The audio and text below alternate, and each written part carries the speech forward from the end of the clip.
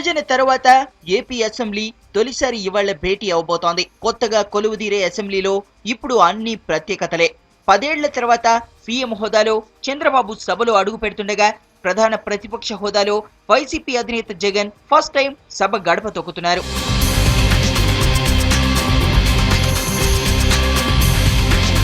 అధికార పక్షం టీడీపీ కన్నా ఇప్పుడు సభలో సెంటర్ ఆఫ్ అట్రాక్షన్ జగనే. తండ్రి ఆశయం కోసం పార్టీని స్థాపించారని చెప్పుకునే ఆయన ఇప్పుడు ఏపీ ప్రధాన ప్రతిపక్ష నేత. వైఎస్ మరణం తర్వాత ఓదార్పుతో రాష్ట్రాన్ని చుట్టొచ్చిన జగన్ అధికారం కోసం తెగ ట్రై చేశారు. మొన్నటి ఎన్నికల్లో జనం వైసీపీని పక్కన పెట్టి టీడీపీకి అధికారం కట్టబెట్టారు.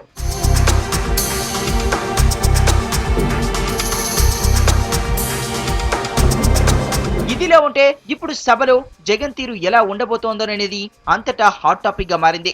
ఇప్పటి వరకు అసెంబ్లీ మొహం చూడని ఆయన ప్రతిపక్ష హోదాలో ఎలా వ్యవహరిస్తారనేది ఆసక్తిగా మారింది.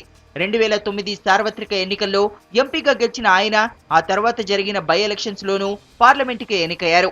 అప్పట్లోనే అసెంబ్లీకి వెళ్లే అవకాశమున్నా ప్రతిపక్షంలో కూర్చోవడం ఇష్టం లేక తల్లి విజయలక్ష్మిని ఎమ్మెల్యేగా పోటీ చేయించారు.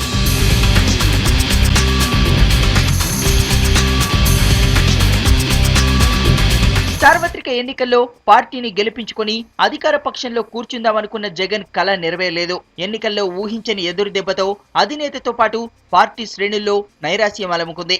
ఓ ప్రాంతీయ పార్టీ అధినేతగా ఉన్న జగన్ 18 నెలలు జైల్లో ఉండి రికార్డు క్రియేట్ చేశారు.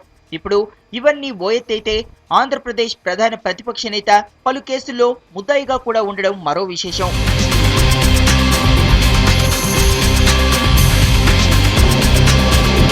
తనతో పాటు 67 మంది ఎమ్మెల్యేలను గెలిపించుకున్న జగన్ అసెంబ్లీలో అపోజిషన్ లీడర్ గా ఎలాంటి రోల్ ప్లే చేస్తాడో చూడాలి.